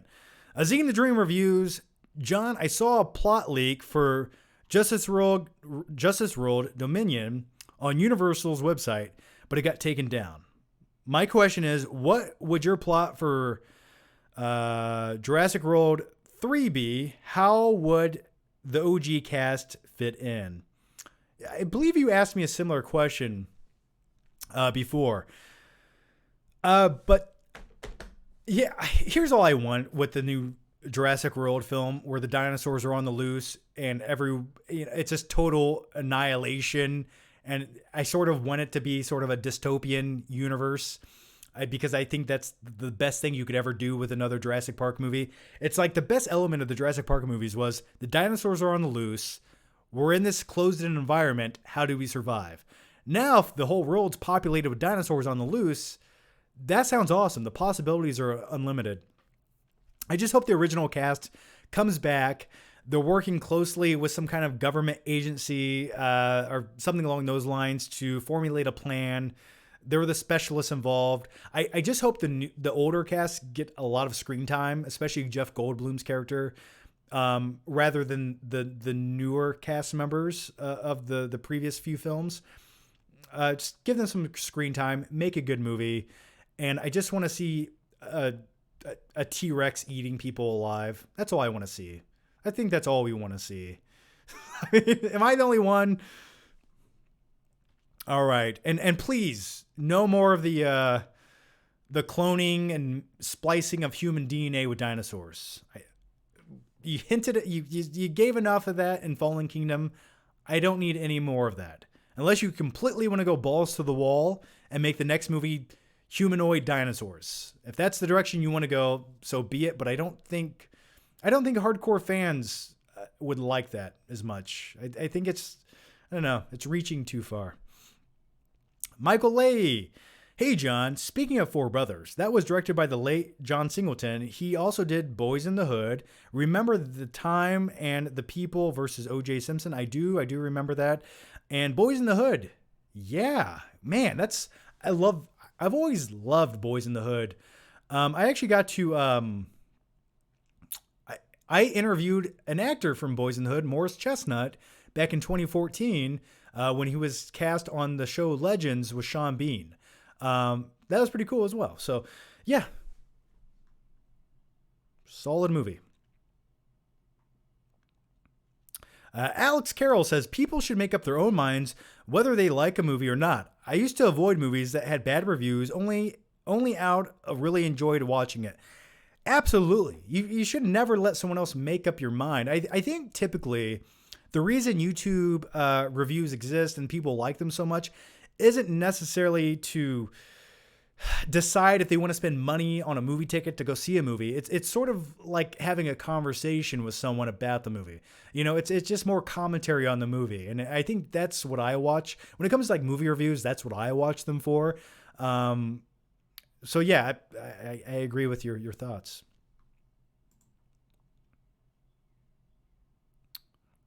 The next one, and I'm going to take just a few more questions. So if you really want to get a question in, right now's the time. And as we do this, how should I give this away? Here's what we're going to do. I will pick at least one person from the chats in the live stream starting right now. And to win a copy of Invisible Man on 4K. So yeah, I have a review for this movie. Really, I enjoyed it. Did not love it. I thought some of the... I was hoping that the main antagonist of the film would have either been extremely over the top or a bit more crazy than he was, rather than sort of just a stalker ex-boyfriend. I was hoping a little... I wanted more from his character. I thought the possibilities of an Invisible Man... They could have done more in this film, but I still really enjoyed it. I think it's, from a technical aspect, a phenomenal, well-made film. And not to spoil anything, no worries. If you guys want more insights to my thoughts on Invisible Man, go watch my review. My favorite segment in this film was where the main character, played by Elizabeth Moss, who I think is one of the best actresses working today, because every performance she's ever in, especially in A Handmaid's Tale, she has that believability and that like gravitas about her that you just believe it. You don't feel like she's acting. She feels like a real person in this situation. But her character at one point, and you see this in the trailer, is sort of contained in a facility. And I would have loved if half the movie was in this location. I was hoping it would be. But yeah, if you guys want to win a copy of The Invisible Man, leave a comment right now on the live stream. I think Warner Brothers, or not Warner Brothers, Universal will be the studio that will send it to you. I just have to contact them. So please be in the United States to enter in. I will randomly pick someone. I will probably respond to your message, and I will ask you to probably email me. So if you don't respond, I'll have to go to someone else in a couple of days. But I'll randomly pick someone by tomorrow. So just comment right now saying, "Hey, John, I want The Invisible Man on 4K," and give the video a thumbs up. That's all you have to do to be entered in, and I'll randomly pick somebody. Does that work? Okay. So yeah, The Invisible Man on 4K. All right. Let's answer just a few more questions, and then we'll play the segment Pick the Flick, and then I will let you guys get on with your lives. Ethan Holgate, have you ever seen the documentary Electric Boogaloo, the wild untold story of the Cannon films? Highly recommend it if you thought it was a fascinating documentary. I'm a big fan of Cannon movies, so I checked it out. Oh yeah. Yeah, I've seen that. That's a great documentary, and it covers one of my favorite films. Actually, one of my most enjoyable guilty pleasure movies of all time. A little film called Over the Top, starring Sylvester Stallone from 1987. And if you haven't watched the movie, what are you doing with your life? You're wasting it. Now go watch the movie. So yeah, Over the Top was actually a Cannon film that more or less bankrupted the studio. And it was actually Stallone's highest paycheck ever, because what happened was the script of the Over the Top did not appeal to Stallone. And he said no so many times to where they offered him so much money, he couldn't say no again. So yeah, I have seen the documentary. It's really good. Dylan Peter, John, be honest. When's the last time you grabbed a movie off your shelf, popped it into the Blu-ray player?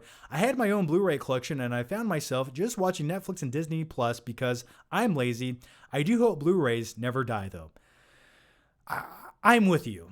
I'm right alongside you right now, Dylan, and we're sharing the same brain. Yeah, when you watch a physical movie, it's sort of a commitment, even though the next video I make, actually one of the next two videos I make will be me watching physical 4K movies on a big projector in my living room, talking about the home theater experience and how you just can't duplicate it. But yeah, I do agree with you. Sometimes it's just easier and it's mindless. You know, it's late at night. You're eating some hot wings. You just want to watch something. You don't want to open the case and put the movie in and push play and skip the previews. You just want to watch it. I get it. I completely understand it. But really, when it comes to like the best immersive theater experience that you can get at home, that 4K physical copy is the best you'll ever get. So, but I do agree. I agree with you. Come on, chat update. Azim the Dream Reviews. I want everyone to walk out of Jurassic World 3 very satisfied with the ending. I do too. Film reviewing has gotten to the point where opinions are not respected anymore. I just JWFK, but want them to go back to the roots. JP. Yes, I agree, and I agree with you. Going back to the roots of what made Jurassic Park is what everyone wants. We just want another Jurassic Park movie. And the things we're getting, they're sort of that. They're just soulless in a way. I think it's fair to say that with Jurassic World Fallen Kingdom, did anyone want to watch a Jurassic Park movie where half of it takes place in an old man's mansion? Did you know anyone who wanted to see that? I didn't. Especially in the basement of an old man's mansion. Like, the concept's okay. I get it. And if 5 minutes of the movie took place there, I guess, but it just feels like with unlimited money, which the movie has, and ability, it's out of all the things you could do. Why is that the one that got greenlit? Okay, guys, now it's time to play the cringy segment on my live show. It's called Pick the Flick, and if you guys don't know how Pick the Flick works, what happens is I play an intro in just a few seconds. That's terrible. I made it in 3 minutes on my editing software. And then after that, what we do, you guys have the power to tell me which random movie back there you guys want me to pull out of the movie collection and talk about just for a few seconds. And how it works is you say shelf 1, 2, 3, 4, 5, or 6, and then you tell me which side and how many movies in from each side, and that's the random movie that I pick. So shelf 5, left side, 25 movies in, and I'll randomly pick that movie, and we'll talk about it for a few seconds. It's just fun. We get to talk about Blu-rays or 4K movies, and it's just random nonsensical. And so anyway, guys, here's the crappy segment to the segment, and here we go. I'm sorry for this. Enjoy. Pick the Flick! Yay!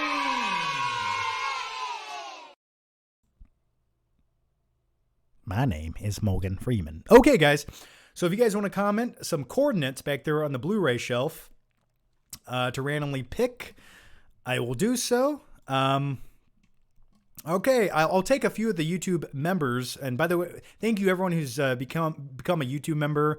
I do appreciate it. The support does help. And I hope you guys are enjoying the bonus content that I exclusively put out there for you guys, like little mini Flick Trip videos, things like that, and podcast episodes. All right, first one comes from Rob K. Fourth shelf, 14th from the right. Okay. 1, 2, 3, 4, 3, 4, 5, 6, 7, 8, 9, 10, 11, 12, 13, 14. Ooh. This is a good pick. I'm glad we get to talk about Blood Diamond, because if you want to talk about an underrated film, Blood Diamond is that. This is one of my favorite Leonardo DiCaprio films. It has Jennifer Connelly in the film, and it's about a mercenary who is a selfish guy, and he's all about profit, and it's a heartfelt story about a man reuniting with his family. It takes place in Africa. The visuals, the action, the story, the acting.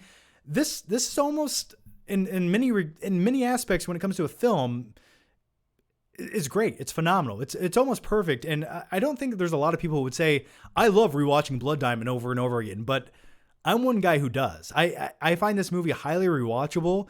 I love the location in Africa. I love Leo's performance in this film. And I think it's a fascinating topic based on true events, which just adds another level of, maybe immersiveness to the film that actually makes you care about these people and their journey. So if you have never seen Blood Diamond, highly underrated, highly recommend it. Please watch it.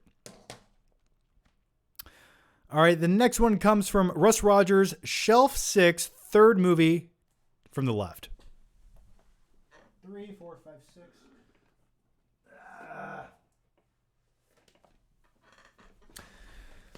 Yeah, Girl with a Dragon Tattoo. This is one of my favorite Fincher flicks of all time. I know it's a remake, but I love this. Rooney Mara in this film, I thought gave one of the best performances.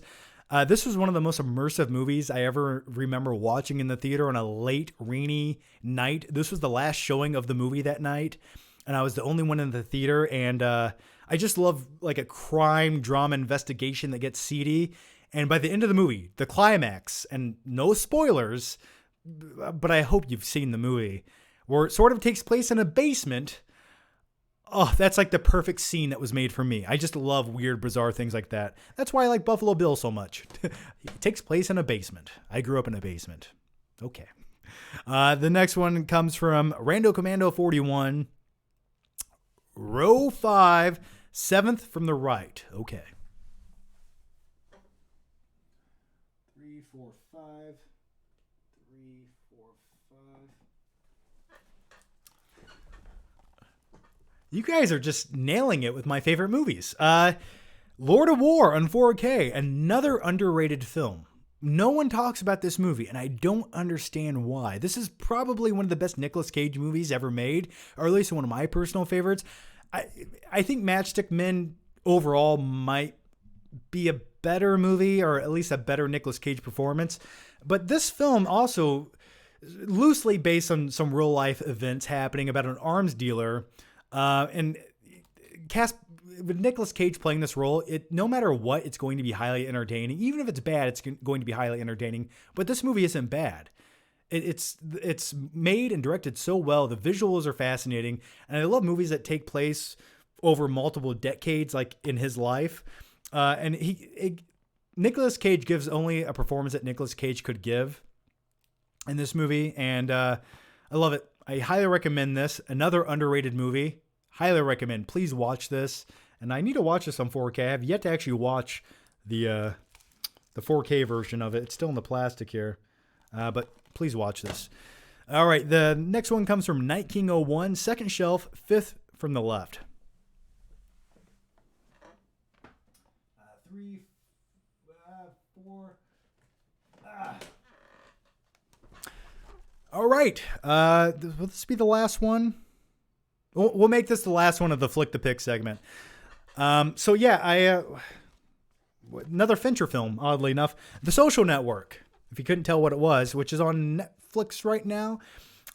Really enjoy this. I don't think it's one of my favorite films of his, but overall, really fascinating to see the formulation of how Facebook came to be with Jesse Eisenberg.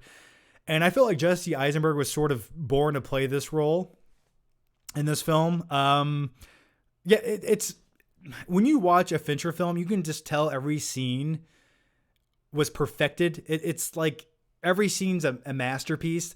And the great thing I like about Fincher is he uses a lot of digital manipulation in his films just for the most subtle things you would never even guess that he did, just to perfect the way that his films look and to get it exactly perfect. And in this film, if you watch the making of it, it would blow you away of how just little tiny scenes, just of character talking for 2 minutes, how much digital manipulation they add into the scene to get it just right. So yeah, that's The Social Network. By the way, I hate Facebook. All right, guys, so that's going to conclude Pick the Flick, but I will take just a few more questions before I go. If you guys have anything thought-provoking that you feel like I need to answer, that needs to be answered, we'll say that. Come on, YouTube. Update.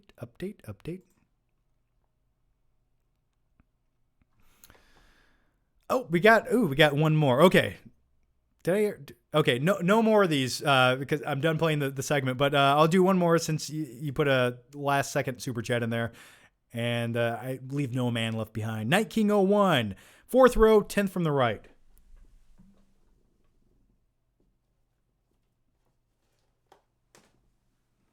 Unless I already did this. Did I already do this?